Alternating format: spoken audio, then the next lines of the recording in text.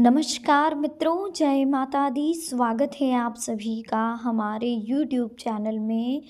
तो मेष राशि वालों, कैसे हो दोस्तों आप सभी। आशा करती हूँ कि आप सभी बहुत अच्छे होंगे और प्रार्थना करूँगी ईश्वर से कि आपको हमेशा खुश रखें। देखिए मेष राशि वालों, आज की इस वीडियो में हम बात करेंगे अगले 24 घंटों के बारे में, यानी कि 6 जनवरी 2023 के बारे में। क्या होने वाला है अगले 24 घंटों में। एक साथ दो दो शोक संदेश मिलने वाले हैं। नए साल का पहला अशुभ संकेत, जिसके बारे में आपको जानना बहुत ज़रूरी है। तो बहुत ही महत्वपूर्ण वीडियो है, महत्वपूर्ण ग्रह गोचर के आधार पर ही निर्मित की गई है। अनुरोध है आपसे इसे शुरू से लेकर अंत तक जरूर देखें। पसंद आए तो प्लीज़ लाइक करें, कमेंट सेक्शन में जय माता दी के जयकारे लगाएं, चैनल को जल्दी से सब्सक्राइब करें, बेल आइकन को प्रेस करें। तो शुरुआत करेंगे हर हर महादेव का नाम लेकर। तो मेष राशि वालों, दोस्तों आज की वीडियो में हम आपसे बात करने वाले हैं आपके अगले 24 घंटों के बारे में, यानी कि 6 जनवरी 2023 के बारे में। किस तरह से रहेंगे अगले 24 घंटे। लेकिन उससे पहले कुछ खास अनमोल विचार जो अगले 24 घंटों को ध्यान में रखते हुए बनाए गए हैं। साथ ही अगले अनमोल विचार आपके जीवन में एक महत्वपूर्ण बदलाव भी लेकर आएंगे। इन अनमोल विचारों को सुनने के बाद आपके जीवन में एक अलग ही परिवर्तन आपको देखने को मिलेगा। तो प्लीज़ ध्यान से इन्हें सुनिएगा और समझिएगा भी। इंसान के लिए निराश होने से बढ़कर दूसरा कोई पाप नहीं है, इसलिए व्यक्ति को निराशा छोड़कर आशावादी बनना चाहिए। किसी काम में या किसी रिश्ते में या किसी पर्सनल लाइफ में बार बार आप असफल हो रहे हो तो निराशा बढ़ने लगती है, लेकिन फिर भी हमें हौसला रखना चाहिए, निराश नहीं होना चाहिए।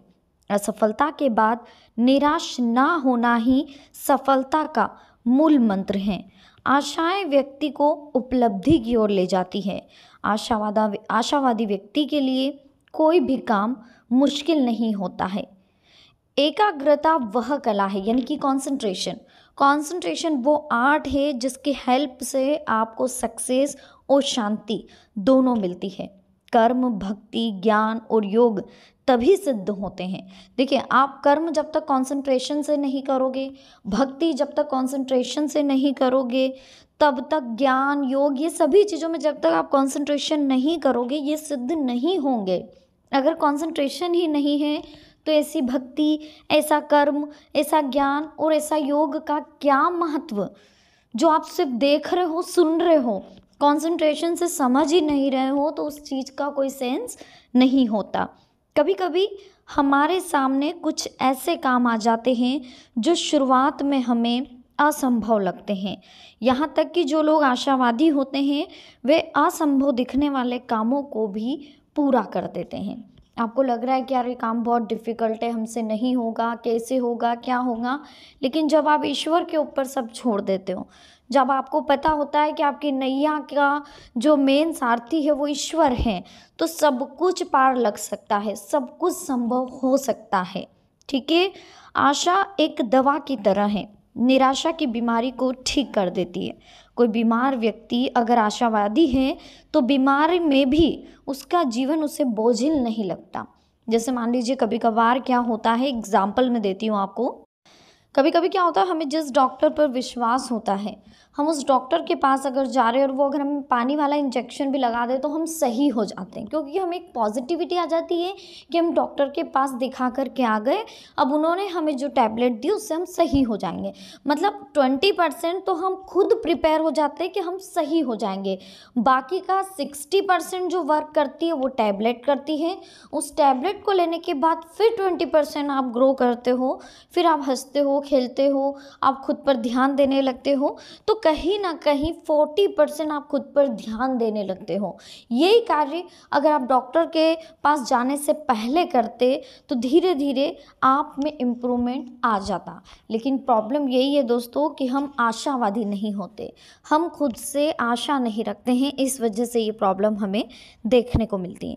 आशाएं व्यक्ति को उपलब्धि की ओर ले जाती है। जो व्यक्ति आशावादी है और आत्मविश्वास से भरपूर है, उसके लिए कोई भी काम मुश्किल नहीं है।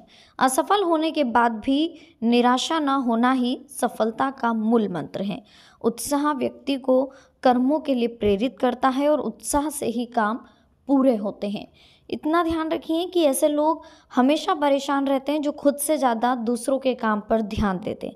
हमें सिर्फ अपने काम पर ध्यान देना है, किसी से कंपैरिजन नहीं करना है, किसी के काम पर अड़चने नहीं लगानी और ना ही ध्यान देना। सफल होने के लिए कंसंट्रेशन बहुत ज़रूरी है।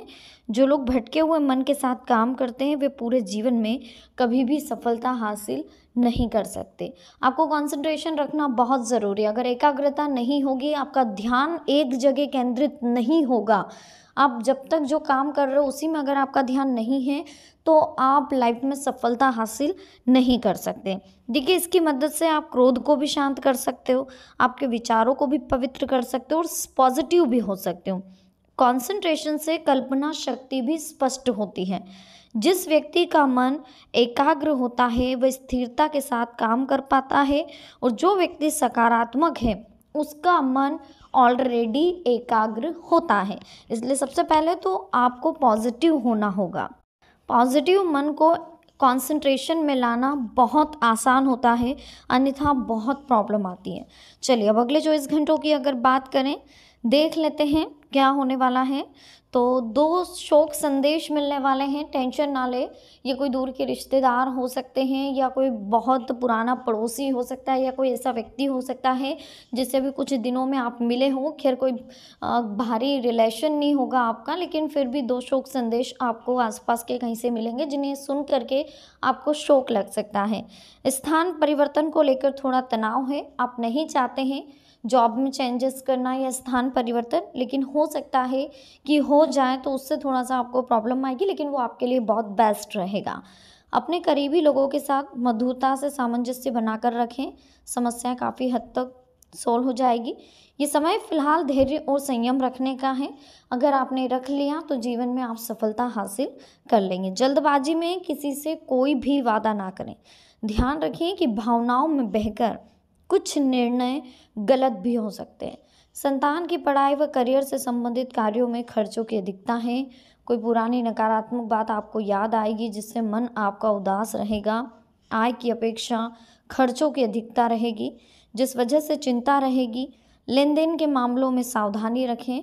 विपरीत विचारधारा के लोगों से संपर्क में ना रहें, वरना आपका मान सम्मान प्रभावित हो सकता है।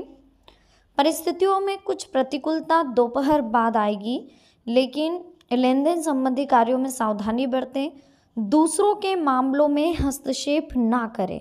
आप अपने कार्यों पर ध्यान दें, और किसी से भी बातचीत कर रहे हैं तो शब्दों का चयन बहुत ही सोच समझ कर करें।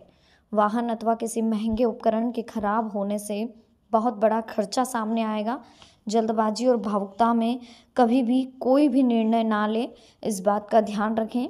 दूसरों से सलाह लेने की बजाय अपने निर्णय पर प्राथमिकता रखें, इससे आप ज़्यादा सहज महसूस करेंगे। कभी कभी ऐसा लगेगा कि परिस्थितियां हाथ से निकल रही हैं, हालांकि ये आपका वहम है। धैर्य और संयम से अपनी मनोस्थिति को संतुलित रखें। अन्य गतिविधियों में व्यस्तता की वजह से अपने व्यक्तिगत कार्यों पर भी आप ध्यान नहीं दे पाएंगे।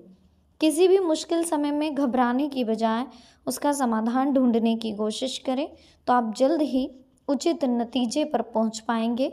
अगर पैतृक प्रॉपर्टी संबंधी कोई मनमुटाव चल रहा है तो इस समस्या का निवारण भी संभव है। निवेश से संबंधित कोई भी कार्य करते समय उचित जानकारी हासिल कर ले, वरना नुकसान होगा।